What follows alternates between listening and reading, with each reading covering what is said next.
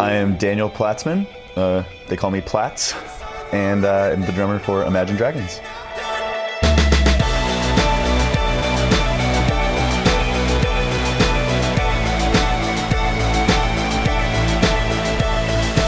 Started playing drums when I was 9. I already played a little bit of piano and violin at that point. I had been doing some classical music, mostly with my dad. But my older brother played bass, and he was 13 and he needed a drummer. So he convinced my dad to get me a drum set for Christmas that year.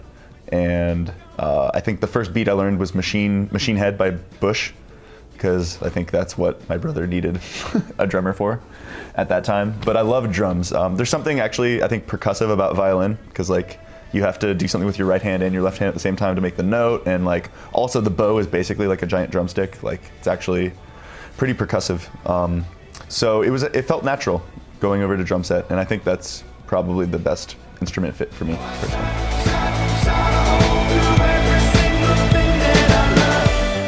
Well, I went to Berkeley, so I'd heard rumblings about SJC, when I went to school. I'd never actually played one or heard one, but then when I was on the road, our drum tech is very familiar with SJC, and he told me I should check it out.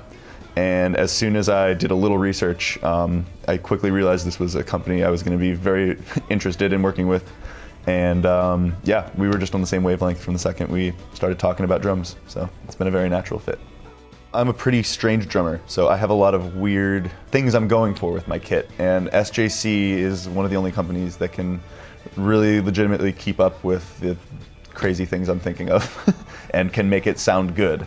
It's really hard with drums. In college I did, not so much with drums, but with cymbals. I did a bunch of experimentation with like torching cymbals, bending them, cutting them with a Dremel, like really seeing like what makes a cymbal sound the way it does. And to a certain extent I did a little experimentation with drums in that. And you can technically make a drum out of anything, but a lot of them sound just not so good.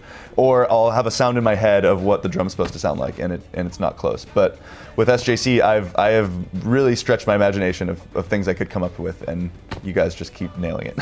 So it's a lot of fun. I don't know, I think the first kit you guys made me was half mahogany and half maple. So it had this warm, like the maple like warmth and richness, but then the mahogany like dry sort of, I don't know, it's a really strange combination, and it sounded awesome, and it could have easily not sounded awesome. So this kit for Smoke and Mirrors, I wanted to switch up my drum tones a little bit.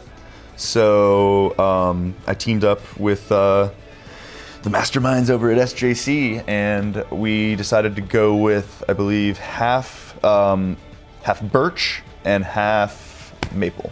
Is that right? Half birch and half maple. Yeah, because the birch has a punchiness to it. I used to have this birch kit in high school.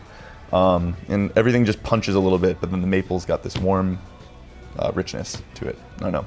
I'm not good with words, but I hit drums good.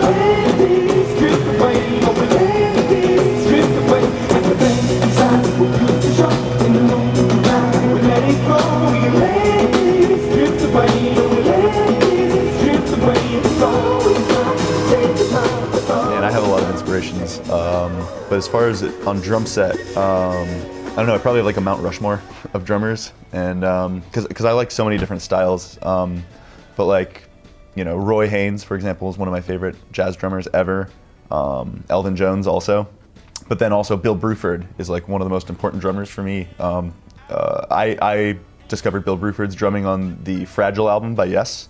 He's very linear. It's his whole thing is kind of like, it's very clean. He wants like no two notes to be hitting at the same time, so it's like this very beautiful, delicate drumming, I don't know, over this complex, crazy, progressive rock music. So I like Bruford. He's also drumming for King Crimson, if you want to check him out. And then the fourth one, I'd probably go Jim Black, who is this drummer from Seattle. I don't know what genre you'd put him into, but he is a monster. Somewhere between jazz and Meshuggah. I think drumming is a lot of fun, and I think everyone should do some drumming. And for people out there that are taking it seriously and want to take it to the next level, my advice would be two things. One, practice with a metronome, and two, practice slowly with a metronome, like really slow, like painfully slow, to the point that you're just like figuring out where your limbs hit in what order, and you're just like, you're going for more form. Like when you're actually practicing on that level with a metronome, it's so boring and so like painful, but it actually does make you a lot better. We over at Imagine Dragons have been very fortunate and had a really crazy run the last few years. We have been a band for 7 years, but the amount of touring we've been doing, on the scale we've been doing it for the last few years, has been crazy. And we've been fortunate enough to have some really, really wild, crazy experiences. Off the top of my head, the craziest one I'll go with, the first time we played a festival in Germany, we played this festival called Rock am Ring. And we were at the time, you know, I don't think we had even started playing amphitheaters. I think we were just starting to do club shows over in Europe and like theaters in the US and North America.